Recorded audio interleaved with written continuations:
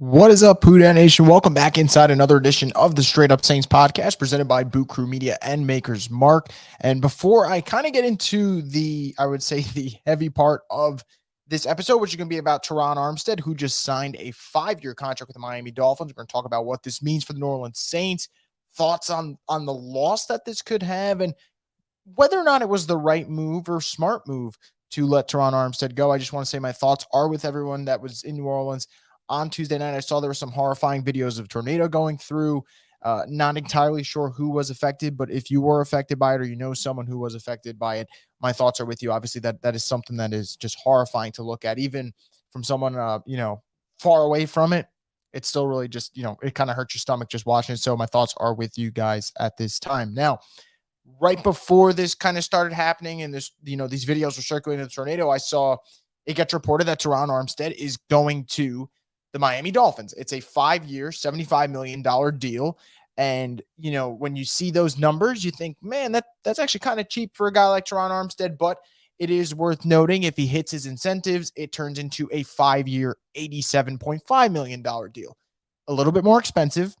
Still, weirdly enough, not as much as I thought he might get. I actually thought he was going to push 20 million per year. Looks like he's going to get closer to pushing 18 mil per year, but that's if he hits all his incentives. If not, it's more of a $15 million deal per year on that average salary. So, on the surface, it seems like a really, really sad day for Saints fans. Terron Armstead's a player who, from the jump, he was just really easy to like. He comes in as a mid-round pick, a guy that, let's be real, before the Saints drafted him, a lot of people probably were like, hey, I've never heard of his school. He was from Arkansas Pine Bluff. And, even then, when I remember when he had that 40 time, people were talking about him, small school prospect, as people have gotten that label in the past. And he goes out there and he just dominates the 40-yard dash with like an official 4.71, which for a left tackle, that is ridiculous. I've seen some power backs run a 4.71. So think about the left tackle with that size, 6'5", 300 plus pounds to do that. And he goes from a mid-round pick to kind of a perennial Pro Bowler, a guy who's made the All-Pro team before, and one of the better left tackles in the business. I think that it would be an understatement to say anything less than that, and I probably sold him short by not mentioning how great he is to this team. And when it first happened, initial reaction is like, damn, you lose Terron Armstead. That really sucks. It hurts to lose a player of that caliber. And then on the other hand, you think about the type of person he is, how many good years he might have left, and you think, you know what, man, I'm super happy that he got paid because he does deserve it. And I think there is still good football that's left to be played for Terron Armstead. The big question is going to be how many games is he going to play? But I tweeted this and I strongly feel this way. I think the 3 words I'm going to describe him as: a star, a leader, and a warrior. Because the first, I would say rebuttal to this, it's okay that the Saints got rid of, or, let Terron Armstead walk. The first response that people say was, yeah, he's not durable. He misses a lot of games, and he has missed a lot of time. I think it would be just naive to deny that. But you have to just think about also the amount of time that he didn't miss because he fought through injuries, which he's done so many times, just time and time again. So, I think very highly of Terron Armstead. I think he's the type of player that a team like the Miami Dolphins, which is kind of going through, I wouldn't necessarily say a rebuild, but almost like a soft retool and trying to get leaders in that building. You can't do it better than that. And he's going to go to a scheme with Mike McDaniel that's all about running the football, getting out there with those zone schemes, which we've kind of seen with Kyle Shanahan. And I think that Armstead's an excellent fit as long as he can stay on the field. So I'm happy for him. And I kind of expected this. This was the news that we were expecting. When you don't get Deshaun Watson and you hear that Armstead was linked to Watson, you kind of have to brace for this type of move. What I will say, though, because I've seen some talk about it, and it's absolutely false. Terron Armstead isn't playing for the Dolphins because of cap issues for the Saints. If the Saints wanted to splurge on Armstead, they could have done it. They freed up a lot of money. They freed up money to get Armstead. And remember, if you were to sign Armstead, you can adjust his cap numbers, which would probably help you for the 2022 season. So the Saints made a choice here. It wasn't like they couldn't afford Armstead. They chose to let Armstead go. And we'll find out at some point what the answer or the reason for that decision was. But I think there are possible, I would say, motives for doing something like this. And I think the first one could possibly be the age/durability factor. He is 30 years old. He's going to be 31 in July.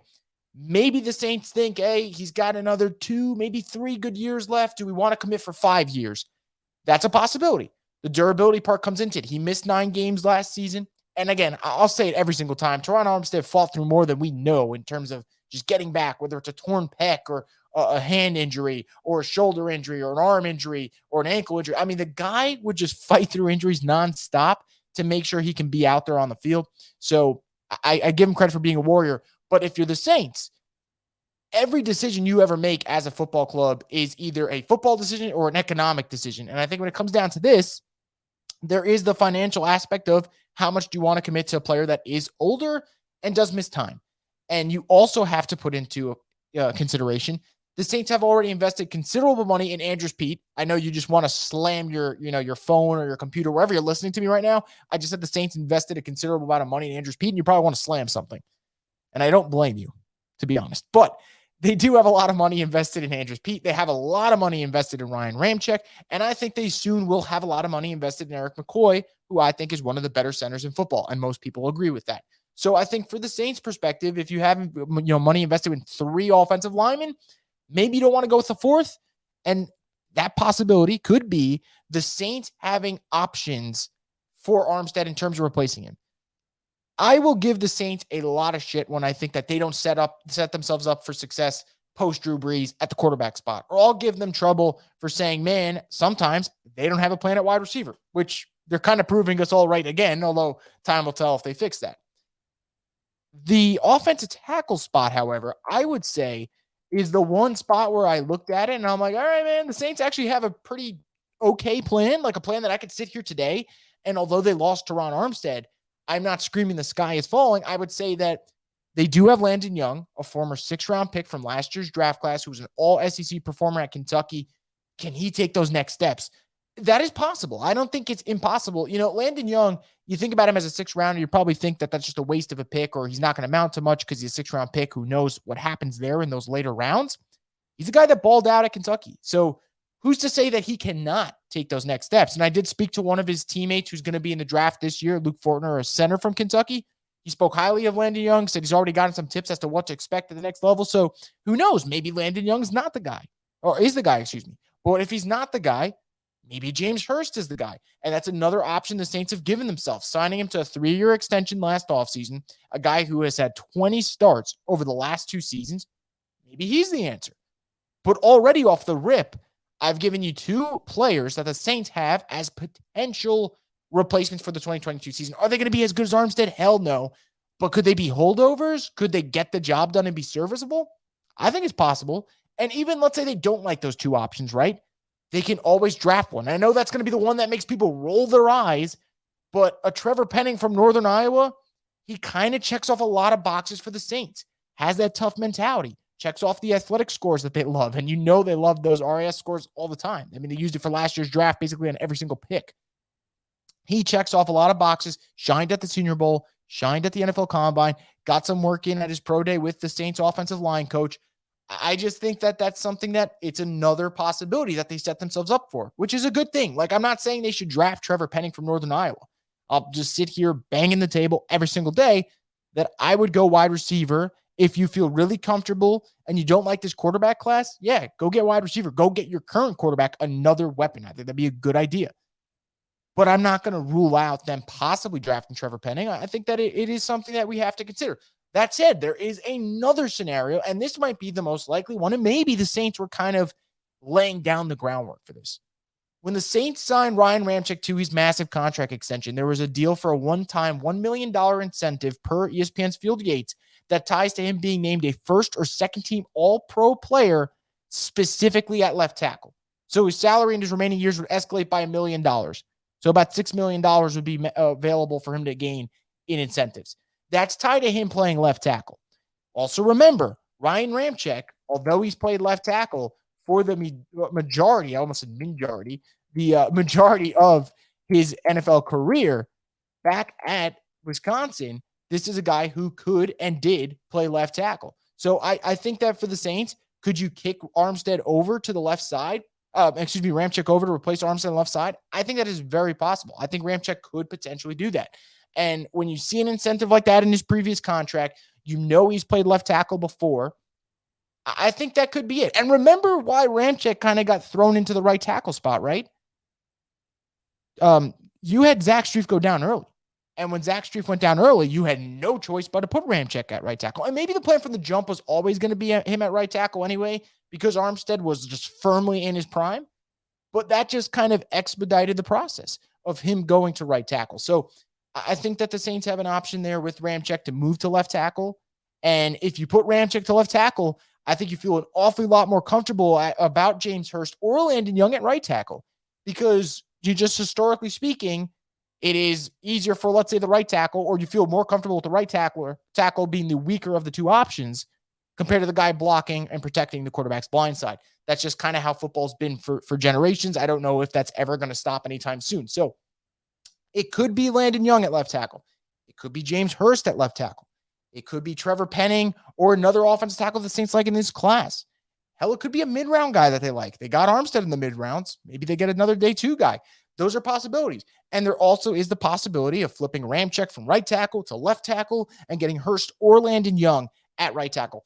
At the end of the day, I'm going to give the Saints a lot of crap when I think that they don't have succession plans in place for certain positions. But I do feel like they have a succession plan in for this Armstead situation. What I will respond to, which I did see on Twitter a little bit, people talked about how weird the Saints offseason has been. And it's been really freaking weird, man. You have the Sean Payton thing happen. All right, you're replacing with Dennis Allen. And we get sold on this continuity thing. And yet, the two big free agents that they had, both are out. So continuity with the staff, maybe not continuity with the roster. That's a narrative that's been floating on Twitter. I'm going to be honest. Today, as sad as it is to see it, a leader and a guy like Armstead, who's been a Saint for life, to see him go to Miami, it is tough as a fan. Just like, it's weird. You're going to see him in another uniform. I understand why they did it, though. And I actually think that it probably, in the long run, is as long as Young, Hurst, or whoever if they draft someone to be their other tackle, if they do fine, in the long run, you're going to forget about this move. And you're going to be like, man, they made the smart business decision. The only move this offseason the Saints made that confused the hell out of me was the Marcus Williams thing, because, I've said it a million times. I think that he's so valuable to Dennis Allen's defense. And I know that the Saints always put a price tag for a player. And if it's above that price tag, they just move down to their next best option. And they've done it so many times. They just did it with Marcus Bay. And I get it on one hand, but on the other hand, man, Marcus Williams was the type of player that I thought he should be here for a while. He should be here for the next 3 to 4 years. And I thought the Saints would really kind of prioritize that. And that's the only move they've made this offseason in terms of the continuity thing that made no sense to me, was getting rid of him. What I will throw in, though, is that the Saints have not gotten better this offseason. There's still a lot of time for them to get better, but you now have an all-pro left tackle that's gone. You have an elite safety who I think is kind of growing. Like, I don't think we've seen the best version of Marcus Williams yet. Now he's gone. And you already came into this offseason with questions about the wide receiver group, which there's still a lot of questions. You come in with questions about running back, especially now because it just seems like there's a looming suspension for AK. Now you have questions about your safety spot, because is Marcus May going to be healthy? That's one. And B, how is he going to play in Dennis Allen's system? Now, I've told you guys a million times, I really like the Marcus May move in terms of how do you adjust to losing your guy? How quickly do you respond? Saints responded quickly. I gave them a thumbs up for that part. But that's another position. You have the tight end group looking pretty weak. You have the right guard spot with Cesar Ruiz, which he's not going to get replaced, but man, I would think about it if I were the Saints. I don't think they will. I think this is going to be kind of Caesar's last stand over here, but it's just not looking great. So I think that there are a lot of holes on this Saints team, and I think losing Armstead kind of just emphasizes one hole at offensive tackle. Losing Marcus Williams doesn't mean there's a hole at safety, but now there's a question mark, and that's another unknown. So I'll say overall, and I'm not here to just be a pessimistic person, because I just told you that I get why the Saints let Armstead walk. And I'll say it again. I understand why they let him walk. He is older. He has gone with injuries. And they do have a good succession plan in place, or options, I will say. And that's the best you can do in the NFL, man. Things change on a dime. You got to leave yourself with options. The Saints have done that. But, I looked through this offseason, and I'm just curious, what type of team are you trying to field here? Are you just trying to field one that's competitive enough in a bad NFC? Because I think you got one. But if you're trying to push and be even better than that in a weak NFC this year, because man, the NFC is weak this year, then you're not doing it yet. So that's where I have some pause. Before I do end this, though, I will say we talked about wide receivers just briefly ago when I was going through the positional needs. And I've made it very clear that I want the Saints to draft a wide receiver, whether it's day one or day two. So many good options out there, and I would love to see them grab one. I tweeted on Tuesday, today is a great day for the Saints to sign a wide receiver. I think I might make this like a daily thing until they sign one. And I know some people are going to be looking at me and going, hey, man, who the hell do you want, right? Because Christian Kirk is off and DJ Chark is off the market. And Robert Woods got traded to the Titans, so you can't get him. And Allen Robinson signed with the Rams, so you can't have him. And Russell Gage went to the Buccaneers. And there are a lot of good options off the board. And you look at the wide receiver group, you're going to look at it. Nothing's really going to be appealing to you. But I still think the Saints just got to make a move, because I think if you get an MVS, who I think is an intriguing option, or you get an Odell Beckham with, if healthy, provides the most upside, at least it's something. You're selling me on something. I think that's a move they have to make. AJ Green, another player, he's aging, but he's a taller, lengthier guy who is going to fit that system where Jameis is going to be throwing shots down the field. So you need another big-bodied wide receiver. AJ Green could fit that mold. Odell Beckham, he definitely fits that mold. MVS, you want a deep threat, and I think MVS would be the best option out of the three because of the youth and the fact that I don't know if we've seen the best of MVS yet. I think that'd be intriguing. If Odell was healthy, man, first off, I think Odell would have been re-signed by the Rams already, but Odell would be the knockaway option. I think Odell still is the best option in terms of talent here, but you got to make a move. Some people mentioned Jarvis Landry. I've seen some people mention Cole Beasley. If the Saints sign one of those two, I'm not going to be mad at all because beggars can't be choosers. But I do think with Jameis, you don't really, when you think of Jameis, you think of receivers that do well with him. You don't necessarily think of slot receivers, right? I know Humphreys was okay in Tampa Bay, but I think of guys like Mike Evans. I think of guys like Chris Godwin. I think of guys like Rashad Perriman. I think of now players like a Michael Thomas, who we'll see how he works with him. So I think players like AJ Green, I think players like MVS, those fit the mold more. Again, Saints can sign Jarvis Landry or Cole Beasley, and I'd be happy about it because they need receivers, man. They need receivers. But I do think the other three would fit the mold a little bit better. And for those wondering, well, they don't need to sign a receiver. They can get one in the draft. They should be double dipping when it comes to wide receivers. Get one in free agency, get one in the draft, or get two in the draft. You need to get at least two new wide receivers in the building. And I've had this rant a million times, and I guess I'll have it one more time for fun. Look at all the good teams in the NFL. They're always adding wide receiver talent, man. The Chiefs, they added Juju Smith-Schuster. The Rams, they added Allen Robinson. The Titans get rid of Julio. They trade for Robert Woods. They find a nice replacement there. You look at the Broncos. They have a nice group of receivers. They drafted an awful lot to make sure that they have Tim Patrick and Cortland Sutton and Jerry Jeudy and KJ Hamler. I wouldn't be surprised if they draft another weapon for Russ. You look at the Chargers, always investing. You look at the Raiders. They have Renfro. They have Waller. They go out and they trade for Devontae Adams. You go look at a team like the Buccaneers. They have Godwin and they have Mike Evans. They still go out and sign Russell Gage, who I think is going to be a really sneaky pickup for them, and I like that move. The Cowboys, they lose Amari Cooper and Cedric Wilson, immediately go and gravitate towards a James Washington, who maybe in a change of scenery could end up being a pretty good football player. So I think you look at all these teams, they're always adding weapons, always. And I think for the Saints, like, enough is enough. You got to get new faces in there. Because if you go into next season and guys like little Jordan Humphrey and Traquan Smith, let's say he's back, fans are not going to put up with it anymore. I think fans will reach their breaking point with the receiver room. They've done it the last couple years, and enough's enough. And this stance would be the same regardless of who the quarterback is. This is not my way of saying, oh, Jameis needs help. Your quarterback needs help. And I don't care who it is. We said during the later Drew Brees years, just load up with receivers, and whatever happens, just play the hand, man. But they just haven't done that. So double dip at wide receiver. Get me one in free agency possibly and one in the draft or two in the draft.